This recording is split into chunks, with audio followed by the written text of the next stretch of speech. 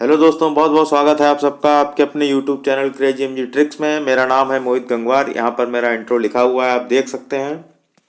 जैसा कि आप लोग जानते हैं कि आरआरबी एनटीपीसी सीवीटी 1 की परीक्षा आपकी दिसंबर लास्ट वीक में होने की संभावना है। ऐसे में आप अपनी तैयारी जोरों से स्टार्ट कर दीजिए। यहाँ पर आपके 3 सेक्शंस आने हैं आरआरबी एनटीपीसी में, जिसमें कि जीएस आएगा, आपका रीजनिंग आएगा और मैथ आएगा। इन तीनों सेक्शंस पे आपकी कमांड होनी चाहिए, तभी आपके 75% के आसपास मार्क्स एग्जाम में आ पाएंगे, क्योंकि इससे कम में तो आपका प्री भी क्वालिफाई नहीं होने वाला है। तो इसके लिए डेली मैं आपके लिए जो आपकी तैयारी जो भी हुई है उसको चेक करने के लिए 30 प्रश्नों का क्विज डेली लेके आता हूँ, जिससे कि आप अपनी तैयारी को परख सकते हैं। ये सारे क्वेश्चंस आपके प्रीवियस ईयर के होते हैं। इसके लिए मैं आपको सभी सब्जेक्ट पढ़ाता हूँ, चाहे वो फिर रीजनिंग हो गया, मैथ हो गया। इसके अलावा जीएस के सभी सब्जेक्ट हैं, पॉलिटी, हिस्ट्री, साइंस, वो भी मैं आपको 30-30 क्वेश्चन डेली प्रोवाइड करता हूँ। तो इस सेशन में हम लोग क्या करेंगे, इस सेशन में हम लोग जो एनटीपीसी के जो 44 प्रश्न पत्र हुए हैं उसमें मैथ से जो भी सेक्शंस में परसेंटेज और प्रॉफिट लॉस के जो क्वेश्चन पूछे गए हैं उनको आज हम लोग डिस्कस कर लेते हैं। ध्यान देंगे कि मैं यहाँ पर आपको डिटेल में नहीं बताऊंगा कि प्रॉफिट लॉस के क्वेश्चन कैसे करना है। हम लोग यहाँ पर केवल ये देखेंगे कि एग्ज़ाम हॉल में हम कैसे अपना टाइम बचा सकते हैं, क्योंकि आप जानते हैं कि हम लोगों को जब भी हम मैथ के क्वेश्चन स्टार्ट करते हैं करना तो हम लोगों को समय की कमी पड़ जाती है और बच्चा 15 मिनट में मैक्सिमम से मैक्सिमम 10 क्वेश्चन ही सॉल्व कर पाता है, जबकि हमें 15 मिनट में कम से कम 20 क्वेश्चन तो करने ही हैं मैथ के, तभी आपकी प्रैक्टिस मानी जाएगी। अन्यथा अगर आपको 1 घंटे में 60 क्वेश्चन करने हैं या 50 क्वेश्चन करने हैं तो ये किसी के लिए भी बड़ी बात नहीं होती है, कोई भी बच्चा आसानी से कर लेगा। केवल टाइम का खेल होता है। तो कैसे एग्ज़ाम हॉल में टाइम बचाना है ये मैं आपको बताऊंगा। यहाँ पर बहुत ही टफ क्वेश्चन नहीं आते हैं, बिल्कुल आसान से क्वेश्चन आते हैं मैथ के, लेकिन कैलकुलेशन पे आपको ध्यान देना है और जो भी कॉन्सेप्ट हैं जो आपने पहले से पढ़ रखे हैं उनको लगातार आपको प्रैक्टिस करते रहना है, जिससे कि आपको एग्ज़ाम हॉल में दिक्कतों का सामना ना करना पड़े। तो इसी कड़ी को हम आगे बढ़ाते हुए मैथ में मैं केवल अभी 15 ही क्वेश्चन ले रहा हूँ। वो 15 ही क्वेश्चन सारे जो 15 क्वेश्चन हैं वो प्रीवियस ईयर में पूछे हुए हैं। तो देखते हैं कि क्या क्या क्वेश्चन आरआरबी एनटीपीसी जो 2016-17 में हुआ था उसमें आए थे। तो ये रहा आपके सामने पहला प्रश्न। ये कहता है, जो परसेंटेज का है, 2001 में चीनी का उत्पादन 1584 मिलियन किलो था, जो कि 1991 में 20% अधिक था। 1991 से 20% अधिक था। तो 1991 में चीनी का उत्पादन मिलियन किलो में ज्ञात कीजिए। तो ये इस तरीके के प्रश्न पूछे गए हैं। तो एग्जाम में आपको कैसे करना है इस टाइप के सवाल। तो जैसे कि यहाँ पर कितना लिखा हुआ है, आपका 20% लिखा हुआ है।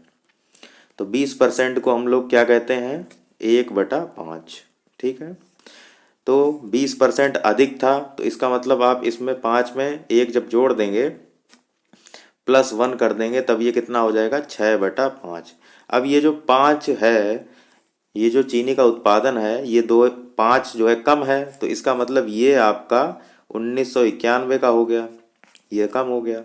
और जो 6 आएगा ये आपका 2001 में उत्पादन था। बस यही इतना सवाल में करना था कि 2001 में चीनी का उत्पादन 1584 मिलियन किलो था, जो कि 1991 से 20% अधिक था। तो अधिक का मतलब 5 से अधिक, तो 5 से अधिक कितना है, 6। तो यहाँ पर 6 की वैल्यू दी हुई है सवाल में। 6 के बराबर कितना दिया हुआ है, 1584 मिलियन किलो। तो हमसे 5 की वैल्यू जो आएगी वही इस सवाल का उत्तर हो जाएगा। तो यहाँ पर 1 की वैल्यू क्या हो जाएगी, तो 6 दूनी 12 और 3 15, 6 छंग 36 और 6 चौक 24। तो 264 आ गया आपका 1 की वैल्यू। तो 5 की वैल्यू कितनी हो जाएगी, 5 × 264। ठीक।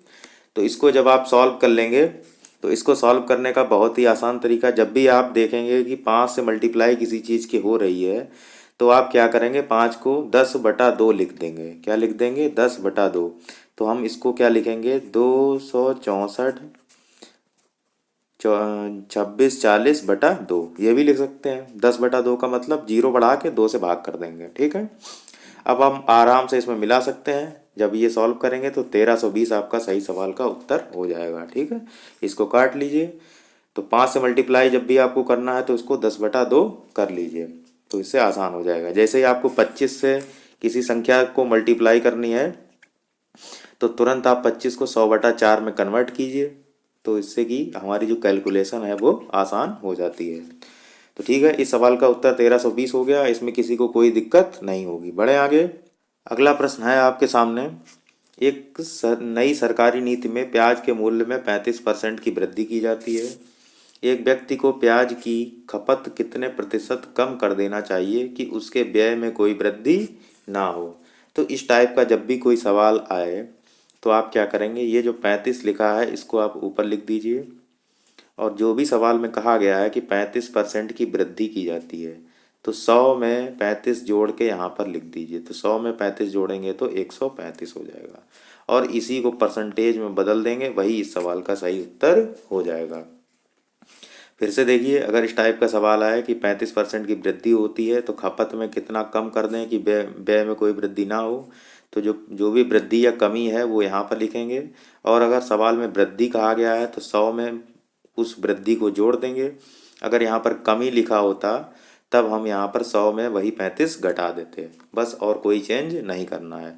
तो इस तरीके से आप इसको बहुत जल्दी बना सकते हैं। तो इसको सॉल्व कर लेंगे तो 5 सत्ते 35 और 5 दूनी 10 और 5 सत्ते 35, तो 700/27 जो है इसको आपको सॉल्व करना है। इसको आप सॉल्व कर लीजिए आराम से, आपको 26% आंसर मिल जाएगा। ठीक है, तो जैसे कि अगर अभी आपसे कहा गया कि 35% की वृद्धि की जाती है, अगर आपसे कहा जाता कि 35, सपोज यहाँ पर वृद्धि की जगह क्या लिखा होता, कमी होता, तो इस सवाल में क्या चेंज और आ जाता, एक व्यक्ति को प्याज की खपत कितने % यहाँ पर अधिक हो जाता बस, बाकी और सवाल में कोई चेंज नहीं आता।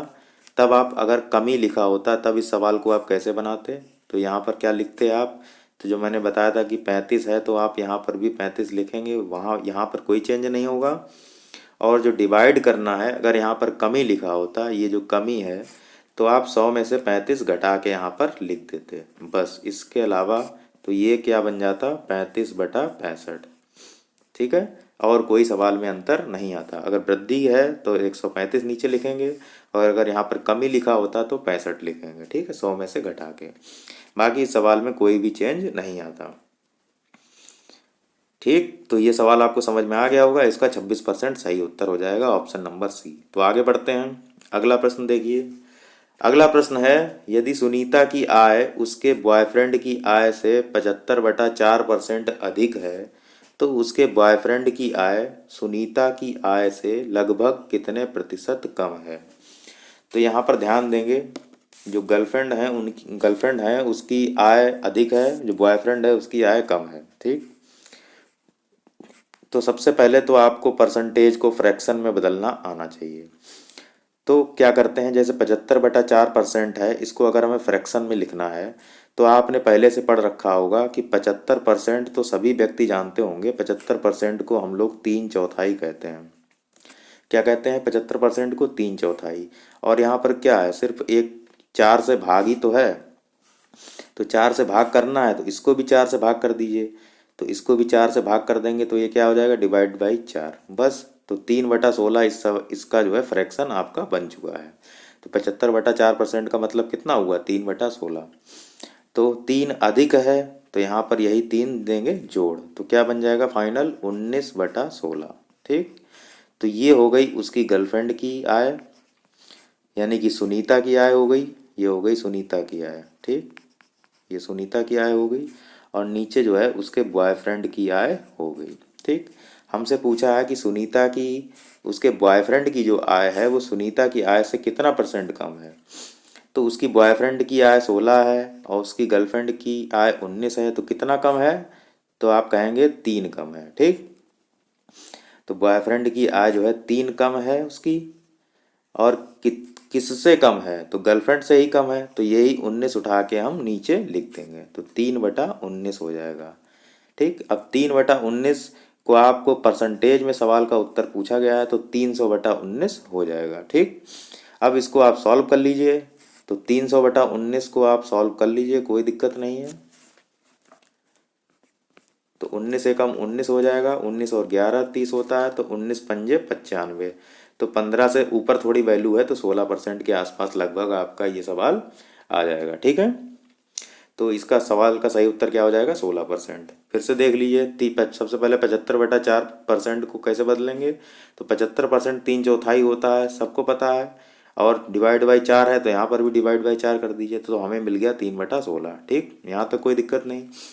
अब 3 अधिक है, तो इसका मतलब ऊपर कितना हो जाएगा? 19, नीचे कितना हो जाएगा? 16। ये जो 16 है वो उसकी बॉयफ्रेंड की हो गई आय, और जो 19 है वो सुनीता की आय हो गई। तो हमसे पूछा था कि उसके जो बॉयफ्रेंड की आय है वो सुनीता की आय से कितना कम है। तो बॉयफ्रेंड की आय सुनीता से कितना कम दिखाई दे रहा है? ये 16 है, ये 19 है, तो 3 कम है, तो ये 3 लिख दिया। और गर्लफ्रेंड के रिस्पेक्ट में पूछा है, तो जिसके रिस्पेक्ट में पूछा जाता है वो चीज़ नीचे लिखते हैं। तो यहाँ पर गर्लफ्रेंड के रिस्पेक्ट में यानी सुनीता के रिस्पेक्ट में पूछा गया है, तो 19 को हमने नीचे लिख दिया, और परसेंटेज में सवाल का उत्तर प्राप्त करने के लिए 100 से गुणा कर दिया। तो इस तरीके से हमें 16% इस सवाल का उत्तर मिल गया। समझ में आ गया? आगे बढ़ें, अगला क्वेश्चन देखते हैं। अगला क्वेश्चन देखिए, 135 छात्रों की एक कक्षा में लड़कों की संख्या लड़कियों की संख्या से क्या है? दोगुनी है। कोई वार्षिक परीक्षा में 1/6 लड़के और 1/3 लड़कियां अनुत्तीर्ण हो गए, तो उन छात्रों का प्रतिशत कितना होगा जो परीक्षा में उत्तीर्ण हुए हैं? तो ये सवाल कोई बहुत कठिन नहीं है, बिल्कुल आसान है, लेकिन हमारी जो अप्रोच होती है वो मैटर करती है, क्योंकि ये सवाल हर कोई लगा लेगा और हर कोई 1 मिनट के अंदर भी लगा लेगा, लेकिन आपको उससे भी कम समय लगना चाहिए। तो उसके लिए सही अप्रोच क्या होगी, मैं आपको वो बताना चाहता हूँ। तो आप क्या करेंगे? उन छात्रों का प्रतिशत ज्ञात कीजिए जो परीक्षा में उत्तीर्ण हुए हों। ध्यान देंगे कि जब भी आपसे प्रतिशत में सवाल का उत्तर पूछा हो और रेशियो दिया हुआ हो किसी भी चीज़ का, तो कुल संख्या का कोई भी मतलब सवाल में नहीं होता है। तो सबसे पहले तो 135 छात्रों का यहाँ पर कोई रोल नहीं है।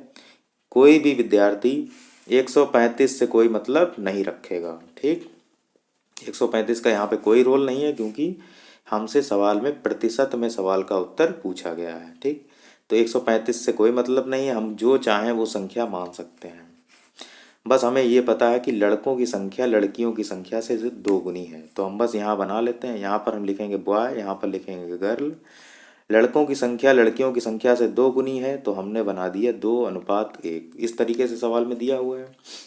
अब यहाँ पर दिया है कि 1/6 लड़के हैं और 1/3 लड़कियाँ अनुत्तीर्ण हो गए, तो हमें ये जो अनुपात है ये इस तरीके से सेट करना है कि 1/6 लड़के भी बन जाएं और 1/3 लड़कियाँ भी बन जाएं।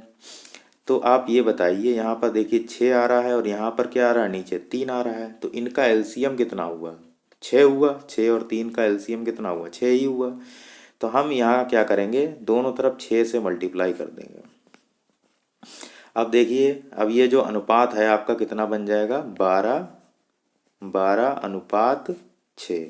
यहाँ देखिए, अब भी फाइनल जो अनुपात जो था कि दोगुनी संख्या है, अब भी लड़कों की संख्या लड़कियों की संख्या से दोगुनी है, कोई अंतर नहीं पड़ा है। अब ये जो 12:6 मानने से क्या हुआ? अब ये सवाल बहुत आसान हो चुका है।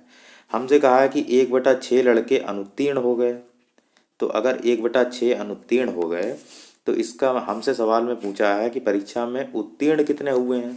तो अगर 1/6 लड़के अनुत्तीर्ण हुए हैं, तो इसका मतलब 5/6 उत्तीर्ण हुए हैं, तो 5/6 आप 12 हो गया।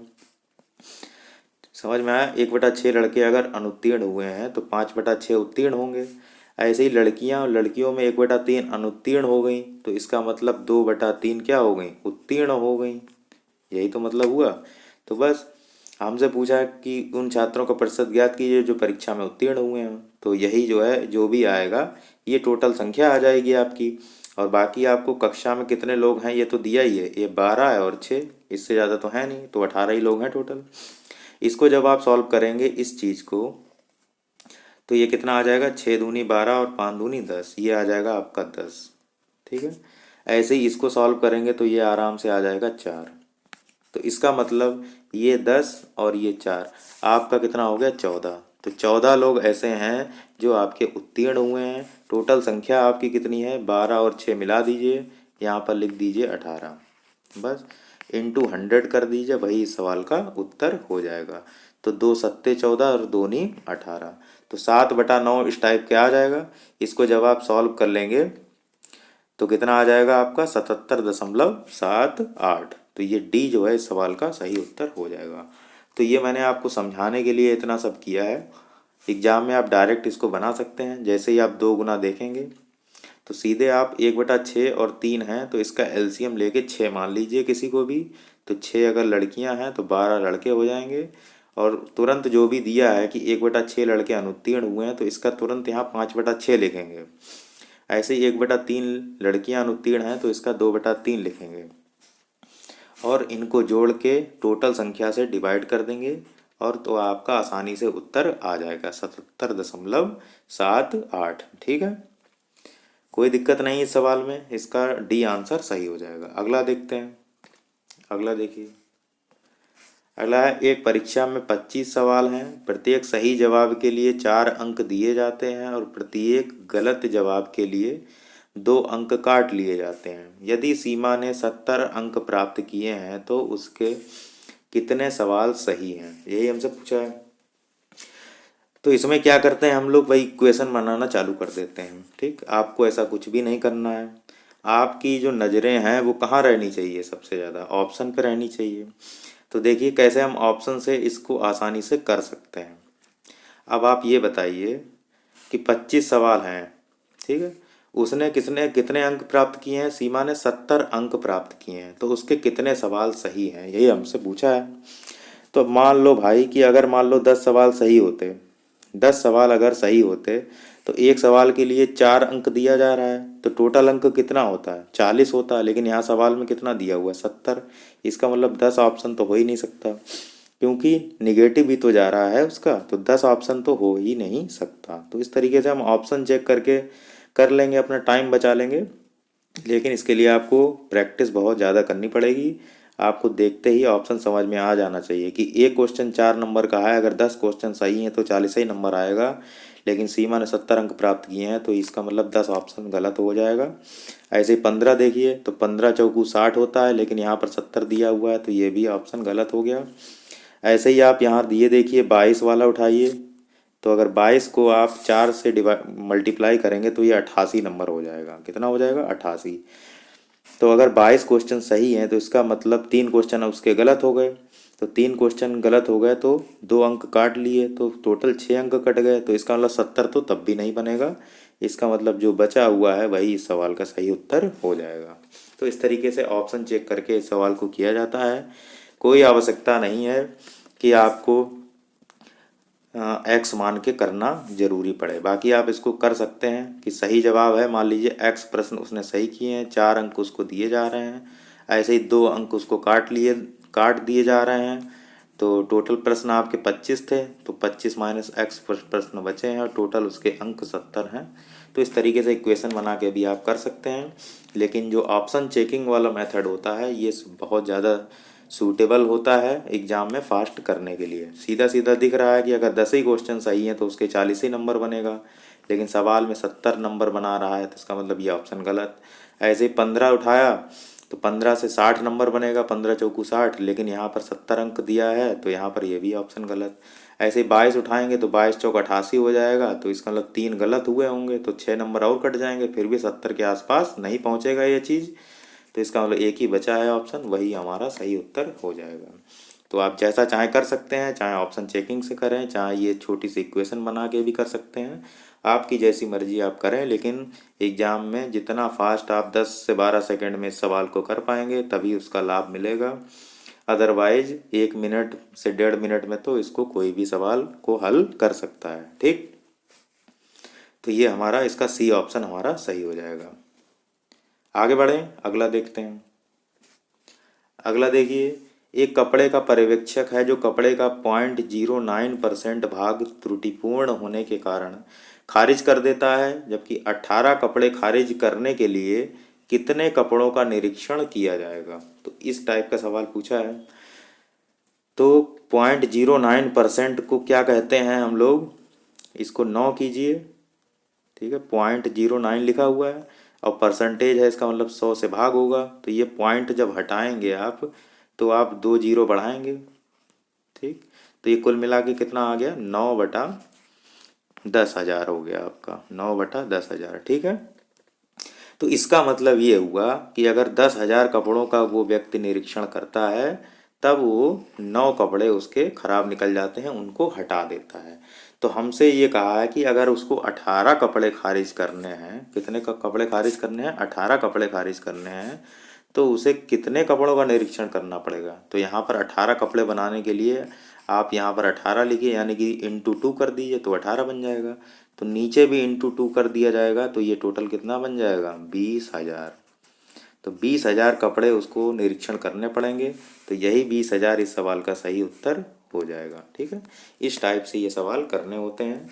फिर से देख लीजिए, 0.09% त्रुटिपूर्ण होने के कारण कोई चीज़ खारिज होती है।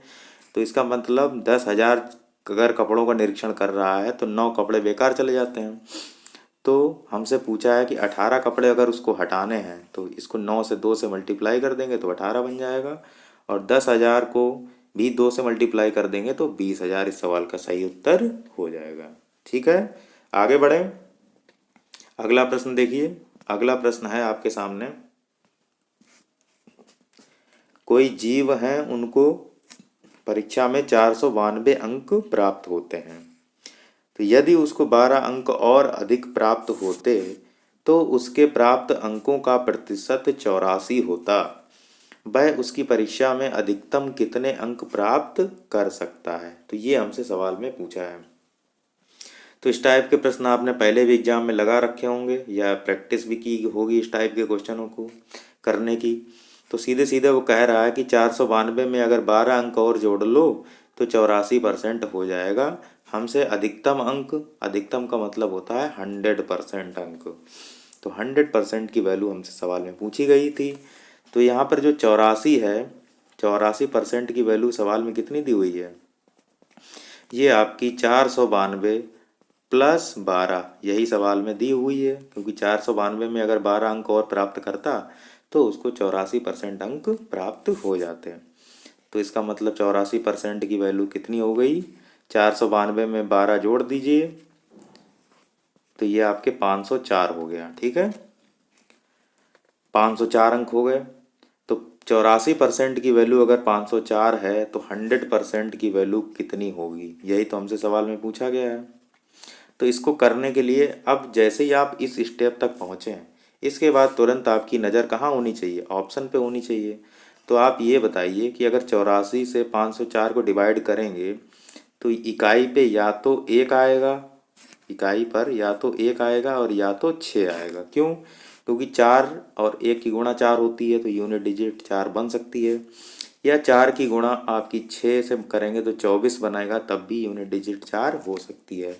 क्या इस सवाल के किसी भी ऑप्शन में 1 दिख रहा है आपको, नहीं दिख रहा है, तो इसका मतलब 1 तो हो ही नहीं सकता। तो अब बचा क्या, 6 बचा। तो 100% में 6 आएगा, तो इकाई पे क्या आना चाहिए, 6 आना चाहिए। देखिए यहाँ पर 6 आ रहा है, ये आ रहा है 6। तो 84 को अगर 6 से मल्टीप्लाई करेंगे तभी ये 504 बनाएगा। तो 100% की वैल्यू ऑब्वियसली कितनी हो जाएगी, 600। तो 600 इस सवाल का सही उत्तर हो जाएगा, ठीक। या आप डिवाइड करेंगे भी थोड़ा सा आपका टाइम लगेगा, लेकिन आप यूनिट डिजिट चेक करके इस सवाल को आसानी से और भी फास्ट कर सकते हैं। हम देखेंगे कि 84 को 6 से मल्टीप्लाई होगी तभी इकाई पर 4 बनेगा। तो यहाँ पर देखिए, यहाँ पर जो 6 आ रहा है बस वही चेक करना था, बाकी कहीं 6 आ ही नहीं रहा है। तो 6 तो आना ज़रूरी था ही, और 1 कहीं भी नहीं आ रहा है, तो इसका मतलब वो कहीं ऑप्शन में दिया भी नहीं है। तो 6 से ही हम सवाल बना देंगे, तुरंत जहाँ 6 दिखा वही ऑप्शन टिक करके आगे बढ़ जाएंगे। यही अप्रोच होती है सवाल को फास्ट करने की, ठीक है। तो यहाँ पर 84% बराबर 504 था, तो 1% की वैल्यू यहाँ पर 6 आएगी, तो 100% की वैल्यू 600 आ जाएगी, ठीक है। आगे बढ़ें, अगला देखिए। अगला है कि विकास 4 रुपए में 5 केले खरीदता है और 5 रुपए में 4 केले बेच देता है, तो उसका लाभ प्रतिशत कितना होगा, ये हमसे सवाल में पूछा गया है। तो हम इन सवालों में क्या करते हैं, जब भी इस टाइप का कोई सवाल आए आप उसमें क्या करेंगे, वस्तुएं बराबर बनाएंगे। क्या करेंगे, वस्तुएं बराबर बनाते हैं। तो यहाँ पर देखिए 5 केले हैं और यहाँ पर देखिए कितने हैं, 4 केले हैं। तो कुल मिला के हम मान लेते हैं कि 20 केले हैं। कितने मान लेते हैं, 20, क्योंकि हमने कहा वस्तुएं बराबर माननी है। तो हम 5 और 4 का एलसीएम ले लेंगे तो कितना आ जाएगा, 20। ठीक है, तो 5 केले और 4 केले हम मान लेते हैं 20 केले हैं।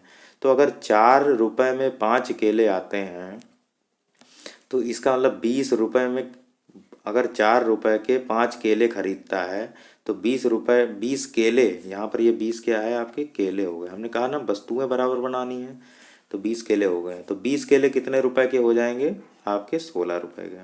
ठीक है, अगर 5 चौक 20 तो 4 चौक 16 हो गया। ऐसे ही यहाँ पर देखिए, अगर 20 केले आपके, अगर 4 केले 5 रुपए में 4 केले हैं तो 20 केले कितने रुपए के हो जाएंगे, तो हो जाएगा आपका 25 रुपए के। बस ये आपको पता चल गया कि आपको, ये आपकी कॉस्ट प्राइस हो गई और ये आपकी क्या हो गई, सेलिंग प्राइस हो गई। तो अब इसको आसानी से आप कर सकते हैं। तो कितने का प्रॉफिट हुआ है, 16 और 9 का डिफरेंस कितना हुआ, 9 का। और 9 और कॉस्ट प्राइस कितनी है इसकी, 16। तो 9/16 आप कर दीजिए, यही सवाल का उत्तर हो जाएगा।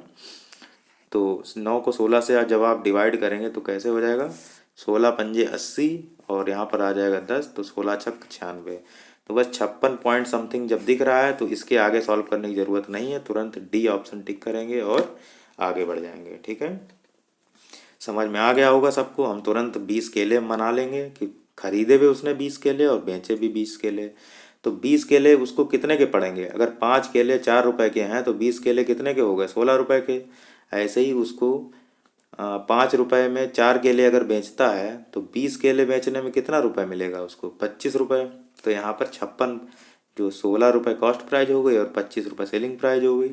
तो जो अंतर है वो कितना आया, 9। तो 9 और कॉस्ट प्राइस सवाल में कितनी दी हुई है, 16। तो इसको डिवाइड कर लेंगे, 56% लगभग आंसर आ जाएगा। आगे बढ़ें, अगला देखते हैं। अगला क्वेश्चन है, जब विजय 12 पेन बेचता है तो उसे 2 पेन के विक्रय मूल्य के बराबर लाभ होता है, तो उसका लाभ परसेंट ज्ञात कीजिए। तो इसमें जब भी इस टाइप का सवाल हो कि विक्रय मूल्य के बराबर लाभ होता है, तो इसका मतलब ये हुआ, जब भी लाभ होता है तो इसका मतलब ये हुआ कि कॉस्ट प्राइस उस चीज़ की कम होगी और सेलिंग प्राइस क्या होगी, ज़्यादा होगी, तभी तो व्यक्ति को लाभ होता है। अगर कॉस्ट प्राइस कम हो, सेलिंग प्राइस ज़्यादा हो, तभी तो उसको लाभ होगा। तो यहाँ पर दिया है 12 पेन, तो ये तो हो गई उसकी सेलिंग प्राइस। ठीक, और 2 पेन के विक्रय मूल्य के बराबर लाभ होता है, तो इसका मतलब कॉस्ट प्राइस कितनी हो गई उसकी, 10। कितनी हो गई, 10। तो 10 की चीज़ वो 12 में बेच रहा है। ठीक, तो बस यही इसको करना है कि 10 की चीज़ अगर 12 में बेच रहा है तो इसका मतलब 2 रुपये का प्रॉफिट हुआ है उसको 10 पर। ठीक, इसको परसेंटेज में कर लेंगे तो 2 पंजे 10 और 20% इस सवाल का उत्तर हो जाएगा। ठीक, तो ये 20% हो जाएगा इस सवाल का उत्तर। अगर 12 पेन बेचता है, 2 पेन के विक्रय मूल्य के बराबर लाभ होता है तो उसका परसेंटेज लाभ ज्ञात कीजिए। तो इसको कैसे करना है, जो भी 12 पेन दिया है वो यहाँ पर 12 पेन सेलिंग प्राइस हो जाएगी। अगर लाभ हो रहा है तो इसका मतलब कॉस्ट प्राइस कम होगी, तो 12 में से कम कितना होगा, 2 पेन का, तो 2 घटा देंगे तो हो गया 10, और दोनों का अंतर निकाल लेंगे तो वो आ जाएगा 2, और नीचे डिवाइड कर देंगे कॉस्ट प्राइस से, तो सीधा सीधा कितना आ जाएगा आपको, 2/10। तो इसका सवाल का सही उत्तर क्या हो जाएगा, 20%। ठीक है, आप इसको और जो भी बेसिक होता है उससे भी कर सकते हैं, यही सवाल में आएगा। आगे बढ़ें, अगला देखिए, अगर 144 पेंसिलें 22.5 रुपया प्रति दर्जन की दर से खरीदी गईं और प्रत्येक पेंसिल 2.25 रुपये की दर से बेची गई तो लाभ कितना प्रतिशत होगा। ठीक है, तो ध्यान देंगे इस सवाल में क्या करना है, जब भी हमसे लाभ टोटल दिया हुआ है, यहाँ देखेंगे 144 पेंसिलें हैं तो बेची भी तो गई है ना प्रत्येक पेंसिल इतने की, तो 144 का तो कोई रोल हुआ नहीं, पहली चीज़ तो ये। ठीक, 144 का कोई रोल इस सवाल में नहीं है। क्यों, क्योंकि प्रत्येक पेंसिल बेच दी गई है और यहाँ पर भी प्रत्येक पेंसिल बेची गई है, तो कोई मतलब नहीं है 144 का। दूसरी बात ये कि अगर 22.5 रुपया प्रति दर्जन की दर से कोई व्यक्ति खरीदता है तो एक दर्जन की वैल्यू कितनी है, एक दर्जन की वैल्यू 22.5 रुपये है। ठीक, तो एक दर्जन में कितनी वस्तुएं होती हैं? 12। तो 12 वस्तुएं आपको कितने की पड़ रही हैं? 22.5 रुपये की। यही मतलब हुआ, 12 वस्तुएं इतने की पड़ी। और एक पेंसिल यहाँ पर कितना की दी हुई है? एक पेंसिल की कीमत दी हुई है 2.25। तो या तो आप इसको 12 से डिवाइड करके एक पेन की कॉस्ट निकाल लेंगे पेंसिल की, या तो आप यहीं पर 12 से गुणा करके वैसे भी कर सकते हैं। तो कोई दिक्कत नहीं है, जैसा भी आपको सूटेबल लगे आप कर दीजिए। तो यहाँ पर दोनों तरफ 12 से मल्टीप्लाई कर दीजिए। तो क्या हो जाएगा? 12 पंजे 60, हासिल 6, 12 दूनी 24 और 6 30, और 3 आ जाएगा, 12 दूनी 24 और 3 27। तो ये हो गया 27 रुपये। और 22.5 रुपये की कोई चीज़ थी, 27 में बेची जा रही है, हमसे लाभ पूछा है, आराम से निकाल लेंगे। तो 22 और 5 27 होता है, इसका मतलब अंतर कितना हो गया? 4.5 का, क्योंकि 0.5 एक्स्ट्रा आ रहा था, ये घटा दिया हमने। तो ये 4.5 रुपये 22.5 पे कितना हुआ, यही इस सवाल में हमसे पूछा गया था। तो इसको हम आसानी से परसेंटेज में कन्वर्ट कर लेंगे। तो 5 नीम 45 और 5 चौकू 20 और 2 5 पंजे 25, तो 9 पंजे 45। तो 1/5 को हम 20% कहते हैं, तो 20% इस सवाल का सही उत्तर हो जाएगा। ठीक है, तो इसका क्या हो जाएगा? सी ऑप्शन हमारा सही हो जाएगा। फिर से देख लीजिए, 144 पेंसिलों का यहाँ पर कोई मतलब नहीं है। क्यों? क्योंकि प्रति दर्जन की दर से खरीदी गई है, मतलब 12 वस्तुओं की कीमत हमें पहले से दी हुई है, और यहाँ पर एक पेंसिल की कीमत यहाँ पर दी हुई है। तो हमने जो भी बताया था पहले भी कि इन सवालों में वस्तुएं बराबर करनी होती हैं। तो यहाँ पर एक पेंसिल का दिया था, तुरंत हमने 12 से मल्टीप्लाई कर दी, तो यहाँ पर 27 रुपये हो गया टोटल एक दर्जन का। तो यहाँ एक दर्जन की कॉस्ट प्राइस 22.5 रुपये थी, यहाँ एक दर्जन की जो सेलिंग प्राइस है वो 27 रुपये हो गई। लाभ आराम से निकल जाएगा। ठीक है, आगे बढ़ें। अगला प्रश्न देखिए।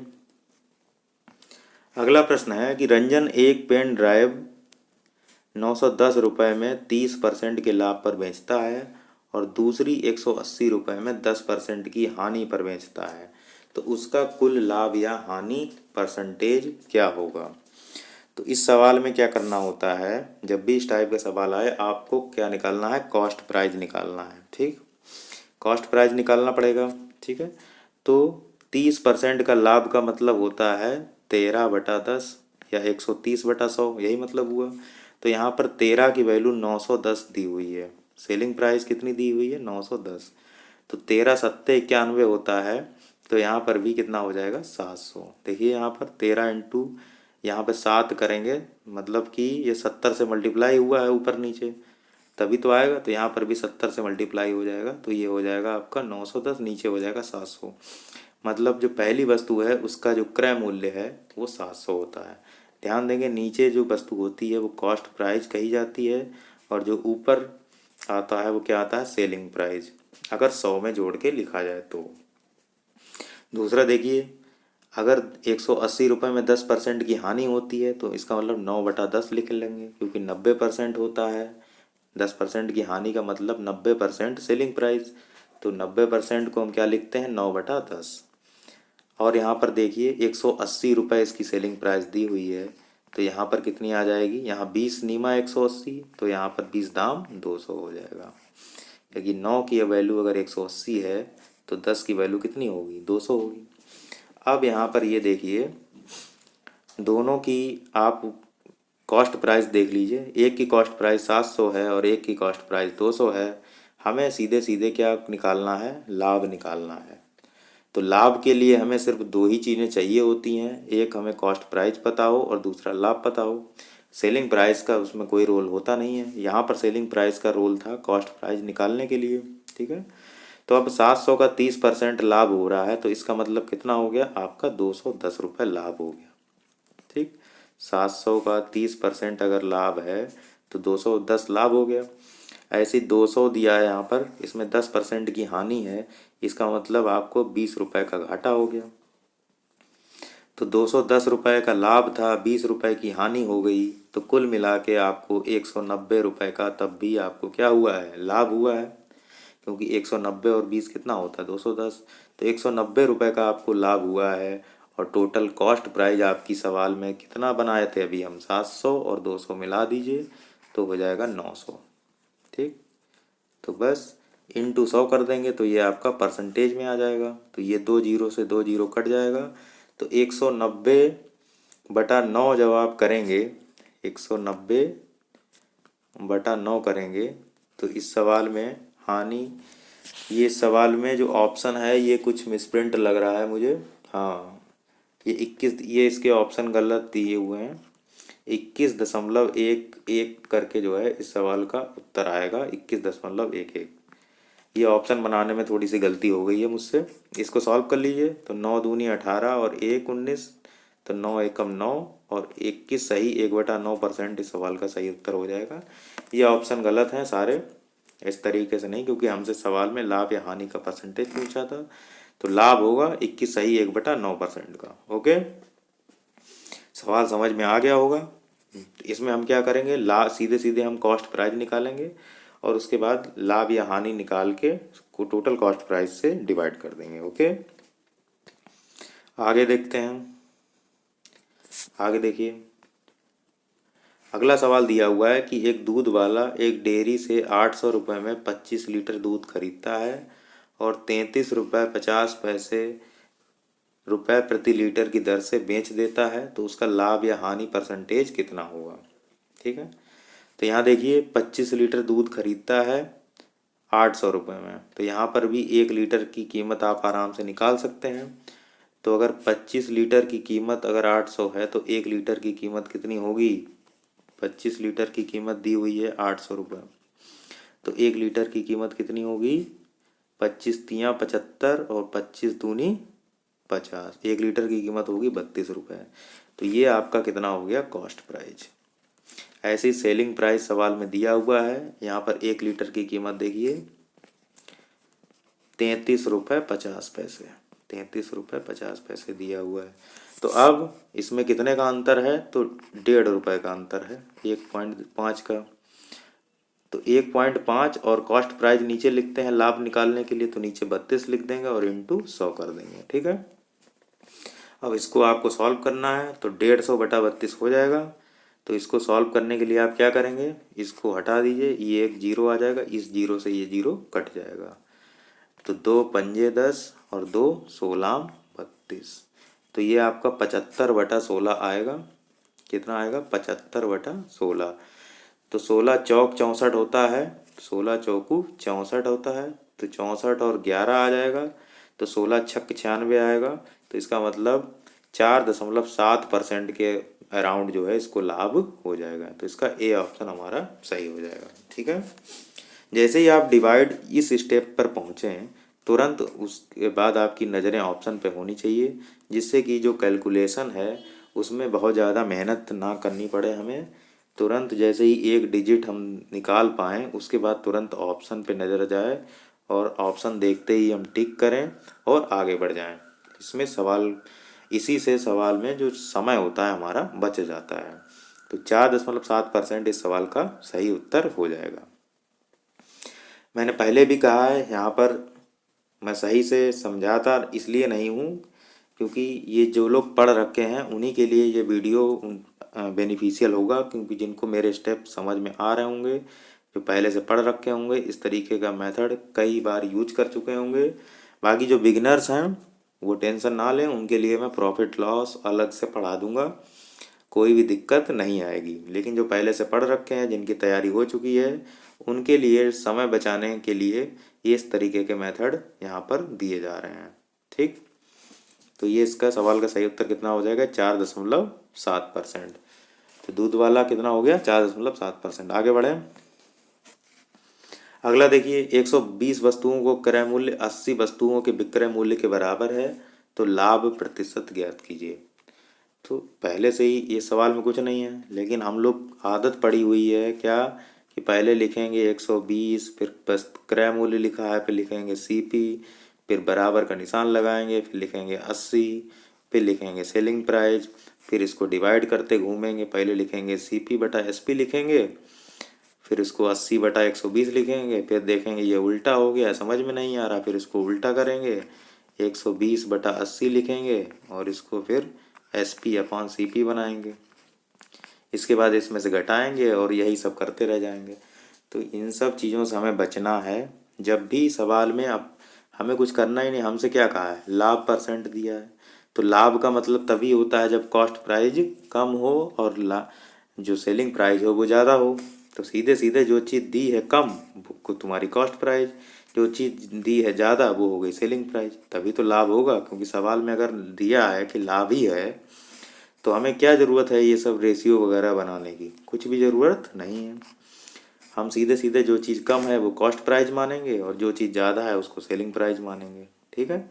अब 80 की चीज़ अगर 120 में बेची जा रही है तो 40 का प्रॉफिट है 80 में, बस इसको सॉल्व करना है। तो 40 दूनी 80 तो 50% का इसमें प्रॉफिट हो जाएगा, ये सवाल का उत्तर हो जाएगा।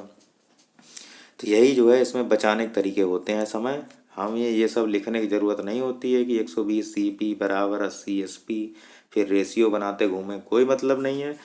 हमें सीधे सीधे जब दिया है कि लाभ प्रतिशत पूछा है तो इसका मतलब जो वैल्यू यहाँ पर 80 दी है ये कॉस्ट प्राइस होगी क्योंकि ये कम है, और 120 वस्तुएं जो विक्रय मूल्य होगी 120 क्योंकि ये ज़्यादा है, तभी तो लाभ होगा।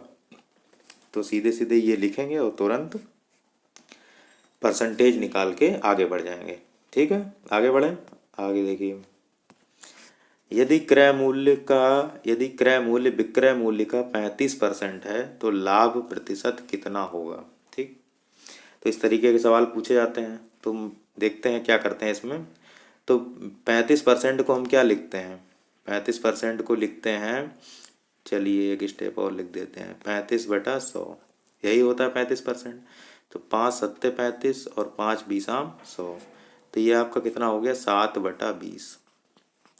लेकिन ये कहा क्या है कि यदि क्रय मूल्य विक्रय मूल्य का 35% है तो इसका मतलब क्रय मूल्य आपका कम है, ये हो गया क्रय मूल्य, ये हो गया आपका विक्रय मूल्य। हमसे पूछा है लाभ कितना होगा, तो लाभ तभी होता है जब कॉस्ट प्राइस कम हो और सेलिंग प्राइस ज़्यादा हो। तो लाभ यहाँ पर कितना दिया हुआ है, अगर 7 रुपये की कोई चीज़ है और 20 रुपये में बेची जा रही है तो 13 का लाभ हुआ है। और कितने पे लाभ होता है, तो वो चीज़ कॉस्ट प्राइस जो होती है वो आपकी नीचे लिखी जाती है, तो यहाँ पर 7 को क्या लिख देंगे, नीचे लिख देंगे। ठीक, तो 13/7 हो गया। इसी को आप परसेंटेज में कन्वर्ट करके सवाल में आराम से लगा सकते हैं। अब इसको भी देखिए, इसको क्या करना है। अब पहले जो 7/13 है इसको हम क्या लिख सकते हैं, 1 + 6/7। ठीक है, ये लिख सकते हैं। अब आपको 1 की वैल्यू पता है परसेंटेज में कितनी होती है, 100 होती है, तो ये तो 100 आ ही गया। प्लस अब आपने 1/7 पहले से जानते होंगे, 1/7 को क्या कहते हैं, 14 सही 2/7 परसेंटेज में। 1/7 को क्या कहते हैं, 14 सही 2/7। अगर इसको 6 से मल्टीप्लाई करनी है तो इसी 14 सही 2/7 में ही तो 6 की मल्टीप्लाई हो जाएगी बस। तो 14 और छंग 84, ठीक है, तो 100 तो पहले से ही था, तो सिर्फ हमें इसी को सॉल्व करना है, बाकी 100 आप बाद में जोड़ लेंगे। तो अभी हम सिर्फ इसकी वैल्यू दिखा दे रहे हैं। तो 14 छंग 84 हो गया, मल्टीप्लाई करते हैं तो 84 हो गया, और 6 दूनी 12/7, तो 84 और सही में कितना आ गया, 12/7 परसेंटेज। इसको जब आप सॉल्व करेंगे तो 7 एकम 7 और 5 आपका बच जाएगा, तो 85 एक बार एक डिवाइड में चला जाएगा, तो 85.77 आ जाएगा आपका। तो सी जो है इस सवाल का सही उत्तर हो जाएगा। 1 मिनट में इसको ऑप्शन को चेक कर लेता हूँ। इसका जो सही जवाब, इसका सही उत्तर कितना दिया हुआ है, हाँ 185.71 सही है। तो यही इस सवाल का सही उत्तर है, कोई दिक्कत नहीं है। इसको सॉल्व कर लीजिए, 14 सही 2/7 परसेंटेज को 6 से मल्टीप्लाई कर दीजिए, तो ये आपका आ जाएगा 84 और ये 12/7 आ जाएगा। तो इसको मैं यहाँ पर करके दिखा देता हूँ आपको। तो 84 और 12/7 है, इसको करने का क्या तरीका है, देखिए जैसे ये लिखा हुआ है तो 84 का 84 लिखा रहने दीजिए। ये देखिए 7 और 12 है, तो इसको हम लिख सकते हैं +1 तो अलग आ जाएगा, और 7 और 5 12 अलग कर लेंगे, तो 5/7 अलग कर लेंगे। तो यही 84 और 1 कितना बन जाएगा, 85, और ये जो 5/7 है ये आपका 0.71 बना देगा। तो यही इस सवाल का सही उत्तर हो जाएगा। सही है।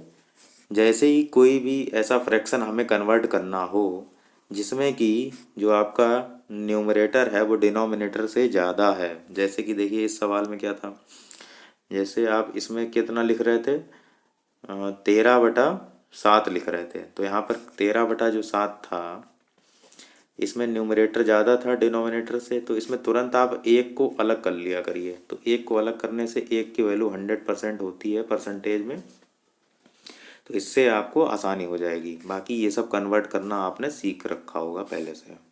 ओके, आगे देखिए। अगला प्रश्न है कि एक थोक विक्रेता 1 रुपए की 7 हेयर क्लिप खरीदता है, 40% का लाभ पाने के लिए उसे 1 रुपए में कितनी क्लिप बेचनी चाहिए। तो इस तरीके के सवाल पूछे जाते हैं। तो जब भी इस टाइप का सवाल आए आपको क्या अप्रोच करनी है, यहाँ पर आपको लिखना है रुपए और यहाँ पर आपको लिखना है जो भी वस्तु है उसका नाम, यानी क्लिप है तो क्लिप लिख दिया। अब यहाँ देखिए रुपए कितना है 1 और क्लिप कितनी है 7, तो हमें जो भी लाभ दिया है तो 40% का लाभ पाने के लिए 1 रुपए में कितनी क्लिप बेचनी चाहिए। तो अभी हम यहाँ पर जो है कुछ नहीं करेंगे, जो भी परसेंटेज का लाभ दिया होता है इसकी हेर फेर वस्तुओं में ना कर करके हमेशा रुपयों में करनी चाहिए, ठीक है। तो 1 रुपए में 40% का अगर लाभ है तो 40% का मतलब कितना होता है, अगर लाभ है तो 140 बन जाएगा, या सीधे सीधे 40% को कितना कहते हैं 2/5, ठीक। 2/5 को आप, ये लाभ है तो सेलिंग प्राइस कितनी हो जाएगी 7/5, ठीक। ये 7 आपकी सेलिंग प्राइस हो जाएगी, 5 आपकी कॉस्ट प्राइस हो जाएगी, और क्लिप अब भी हमारी कितनी ही है 7, ठीक। यही मतलब हुआ, अगर वस्तुएं बराबर हैं तभी तो हम लाभ निकाल सकते हैं। तो अभी तो ये आया है, लेकिन हमसे रुपए हमें कितने बनाने हैं 1 रुपया बनाना है। अब अगर 7/5 है, इसको 1 रुपये आपको बनाना है, तो 1 रुपये तभी बन पाएगा इस 7/5 को जब ये सारी चीज़ें इधर चली जाएंगी। तो इधर चली जाएंगी तो मतलब 5/7 कर दीजिए, तो ये सारी चीज़ें इधर चली जाएंगी, या इसको तिरछा गुणा कर दीजिए, तो इस 7 से 7 कट जाएगा, जो 5 बचा है वही इस सवाल का सही उत्तर हो जाएगा, ठीक है। तो इसमें काफ़ी आपको समझने में हो सकता है दिक्कत हुई हो। यहाँ पर आप क्या लिखेंगे प्राइस, और यहाँ पर आर्टिकल लिखेंगे। जैसे यहाँ पर प्राइस दिया हुआ है 1 रुपये, यहाँ पर 7 हेयर क्लिप दिया हुआ है, 40% का लाभ है, तो 40% का मतलब 140% सेलिंग प्राइस है, तो 20×7 140 और 20×5 100, और यहाँ पर क्लिप अब भी कितनी रहेंगी 7, लेकिन हमसे 1 रुपये में पूछा है, तो यहाँ पर 1 बनाने के लिए आप क्या करेंगे, दोनों तरफ 5/7 से मल्टीप्लाई कर देंगे। अगर इसको हम 5/7 से मल्टीप्लाई करेंगे तभी तो ये 1 बनेगा, तो अगर यहाँ 5/7 से मल्टीप्लाई किए हैं तो यहाँ पर भी 5/7 से मल्टीप्लाई करनी पड़ेगी, 7 से 7 कट जाएगा, 5 आपका बचेगा, यही इस सवाल का उत्तर हो जाएगा, ठीक है। आई होप इसको समझ में आ गया होगा। तो आज के लिए हम लोग इतना ही रखते हैं, वीडियो काफ़ी लंबा हो गया है। अगर आपको ये वीडियो अच्छा लगा हो तो इसको शेयर कर दीजिए अपने दोस्तों के साथ, और बताइए कि आरआरबी एनटीपीसी के डेली जो प्रीवियस ईयर के क्वेश्चन है वो यहाँ पर करवाए जा रहे हैं। इससे आपको निश्चित तौर पर भी लाभ होगा, क्योंकि जो दिक्कतें स्टूडेंट्स को आती हैं वो वही मैं बताता हूँ यहाँ पर, कि उनको कैलकुलेशन में क्या दिक्कत आती है, वो कहाँ पर क्या अप्रोच अपनानी चाहिए, कौन सा सवाल छोटे मेथड से हो जाएगा, कौन सा नहीं होगा। तो ये सारी समस्याएं आपको यहीं बताई जाएंगी। बाकी जो लॉन्ग मेथड हैं उसके लिए आप यूट्यूब में कहीं भी चले जाइए, सब लोग बताते हैं, लेकिन स्टूडेंट की जो प्रॉब्लम रियल होती है उसको एग्ज़ाम में जो फेस करना होता है उसकी सही प्रॉब्लम क्या होती है वो यहीं पर मैं आपको बताऊंगा, और उसी मेथड से ही आपको सवाल कराने का प्रयास करूंगा। तो मिलते हैं अगले वीडियो में, तब तक के लिए जय हिंद।